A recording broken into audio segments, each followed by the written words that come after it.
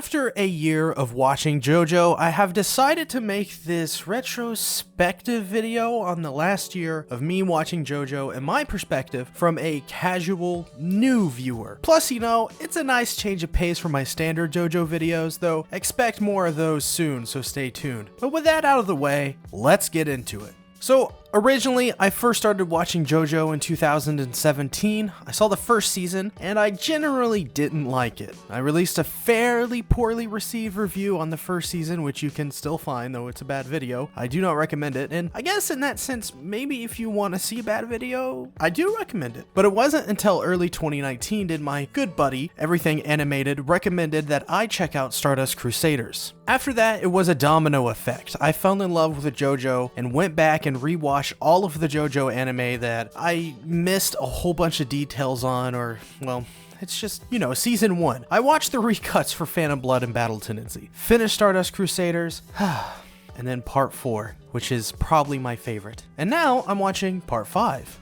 And I guess to start with the title of the video itself, I've been watching JoJo fairly consistently for a year, and I've been able to learn so much and connect to the fans and the story in a way I never was able to before. You'd think constantly ingraining yourself with JoJo would lead to some sort of burnout or some sort of fatigue, and I have no doubts I have some of that going on, but I don't feel much of it. Of course, after realizing I had been watching JoJo for over a year, this much, I've slowed down a bit to focus on other anime, of course, but I find myself excited to get back to watching JoJo whenever I think about it. Writing this script, recording this audio, and editing this video in post, I am really excited to get back to watching it. So, why did I hate season 1 initially? I mean, the review is still up to this day, you can go watch and see all that I said about it, but why?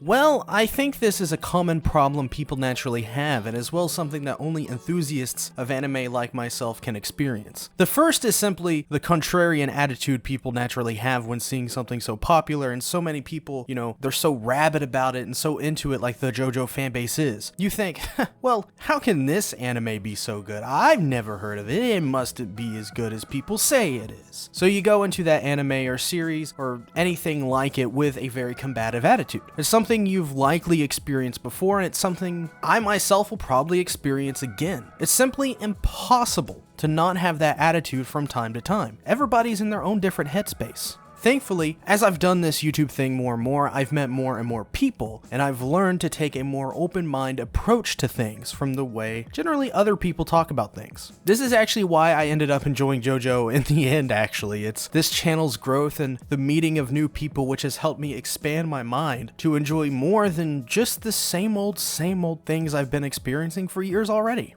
But the second reason I don't think I initially enjoyed it is something not easily described or easily understandable unless you yourself have done YouTube or something like this so much. I know that what I'm about to describe here is something all of my YouTuber friends will relate with, and people who are YouTubers watching this right now. So if you are a YouTuber, share your thoughts on this feeling below. I imagine you've experienced this feeling probably quite a bit. But the more you consume something as an enthusiast, the more it gets harder to impress you as you've seen and experienced more. I've seen over 300 anime in my lifetime. That's many times more than people will watch over 2 decades, let alone the 6 years I've been consistently watching anime on YouTube. And still, this is different from other people. I'm not only watching these anime, I'm making detailed videos about them. That's different from just a person who's maybe really into anime and has seen 2,000 anime.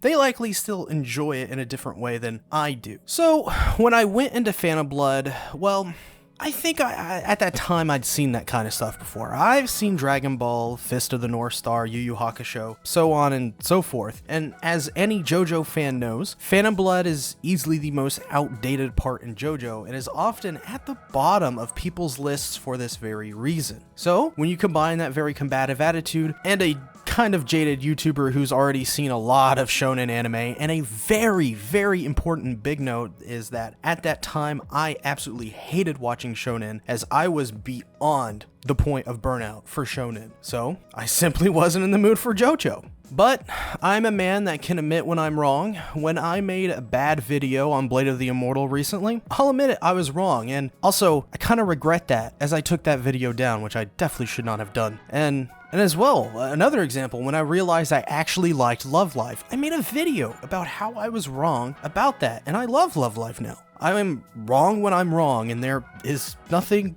well, wrong with that. So when I got into Stardust Crusaders, thanks to my King of Anime podcast co-host, Everything Animated, I realized there is actually something to this series, and I wanted to experience it with this new open-minded mentality from a fresh perspective. The difference from the first time I tried watching is that this time I wasn't combative. I was more inquisitive, and this turned out to be the best decision I made when it came to JoJo. I instantly fell in love with Stardust Crusaders, and while I ended up over time not loving it nearly as much as I did initially, I think Stardust showed that JoJo wasn't what my original perceptions made it out to be. So I paused my viewing of Stardust Crusaders and went back to watch Phantom Blood and Battle Tendency. And thanks to Verve and Crunchyroll, they had the recuts, which is essentially the first season recut into 3 films. Phantom Blood is 1 film, Battle Tendency being 2 films. And while these films aren't perfect or even the best way to get the full story, for me, they were perfect,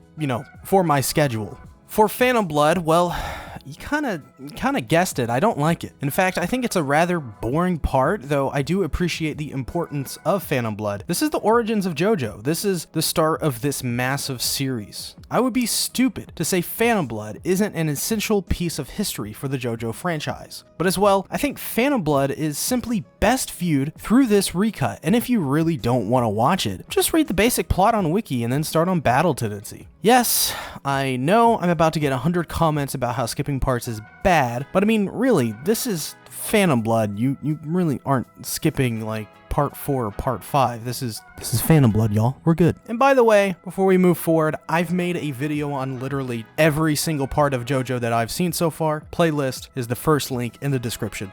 But, speaking of Battle Tendency, this was my favorite JoJo until I watched Part 4. Battle Tendency is a fantastic series that makes meaningful strides over Phantom Blood in the most important of ways. While Battle Tendency isn't really as good as something like Part 4 or even Part 5, and is still flawed in many of the ways Phantom Blood is, it's a fantastic series that serves as a jumping off point for the JoJo story as a whole. Many of the core elements in JoJo are first introduced here, with characters like Joseph Joestar being a recurring character up to Part 4, but as well, it properly establishes the bizarreness of JoJo, pun intended on that one. The vibrant characters, striking and visually unique character designs, the general formula of JoJo, and just many other aspects. I think my favorite part about Battle Tendency is simply the action and the fights, plus Lisa. I think the fight between Joseph and Cars is one of the best fights in JoJo, and is simply forgotten or underrated, with everyone focusing more on the newer parts for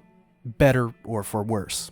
But Part 3 caught me by complete surprise. The characters from the first episode captivated me and drew me into the show. Plus, I felt the humor of JoJo was coming in much stronger than even in its previous part, which I didn't think was possible at the time, but they did it. Jotaro Kujo is easily one of the best additions to JoJo, and he was a character that immediately to me screamed an all-time great JoJo character. And as of right now, he's easily in my top 3. Plus, Jotaro is a rather important character because he shows up in Part 4 and beyond, which makes him the face of JoJo in many ways. In general though, I think Stardust Crusaders has a beautiful start and a beautiful end, but the middle segments of the series simply just didn't do it for me at all. I felt that the series went on way too long, with 49 episodes in length, which makes it 10 episodes longer than even Part 4 and 5, which are both 39 episodes in length. But the main issues with Stardust Crusaders is something that turns out to be its strength and most iconic feature of the whole series,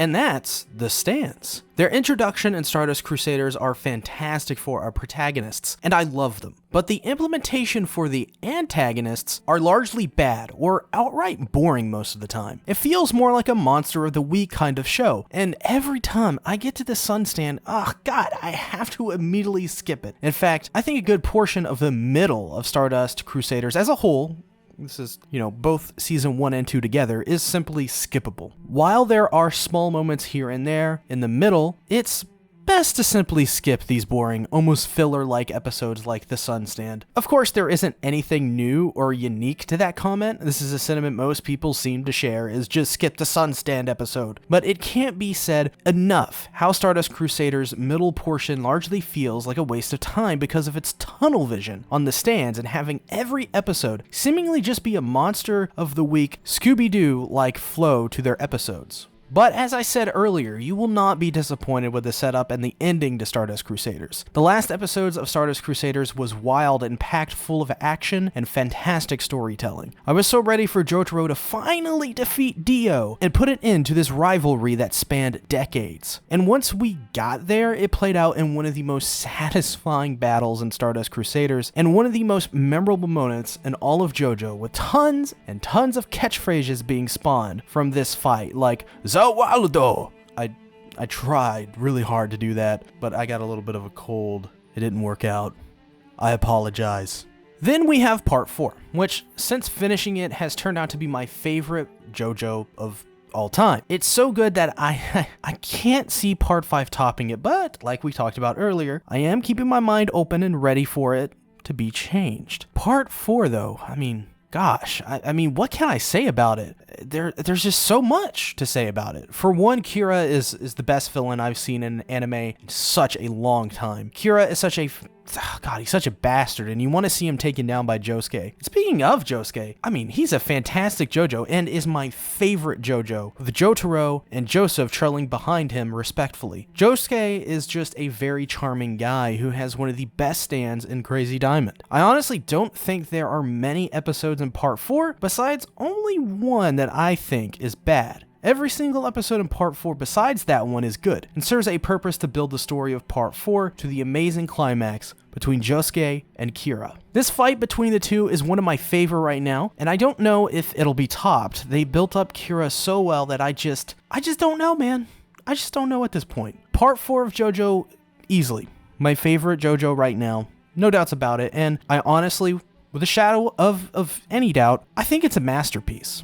This leads me to part 5, and honestly, I'm not going to say much about it because there isn't much I can say about it that I already said in my most recent video about this. I've currently only seen 12 episodes of part 5, but so far I am really invested in the story. I think the action's awesome. I think Giorno is a fantastic JoJo. I love Mista, and Bruno is a very memorable character so far. But I will say, if you want my full thoughts on part 5, you're gonna go ahead and watch my most recent JoJo video to hear my in-depth thoughts on this series so far.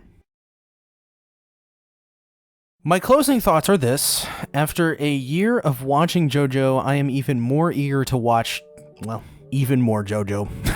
This series is the definition of don't judge a book by its cover, and as well its fan base. Generally, I think the argument that the fans ruin the enjoyment of the show is really dumb for anime, since the reason to not like a show should just be that you don't like it. That we're not going to like a sporting event here. We're not actually interacting with fans to enjoy the product. Blaming things on the fans is just, I think, in this case, is generally a stupid thing to do, because anyone can make that argument, and you know what? You can be on the other side. You can be on the other end. So keep an open mind like I did. If you don't like JoJo, then that's fine. But I found that once I went into JoJo with an open mind, I came out on the other end with one of my favorite anime series in recent memory, with part 4. Also, JoJo's awesome, dudes. Did I say that?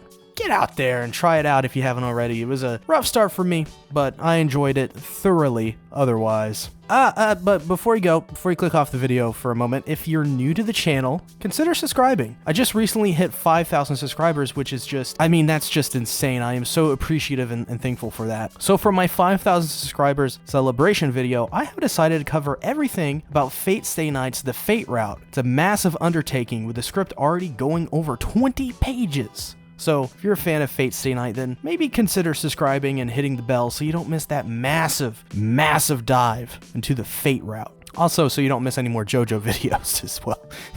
That's probably important. But with that being said, make sure you give this video a like, comment down below. What are your thoughts on JoJo as a overall series so far? Are you enjoying it? Are you disliking it? Let me know in the comments below. Subscribe and ring the bell. And as well, know that I have a Patreon where on the $1 tier and above, you can get access to everything. I'll see you guys later. Bye-bye.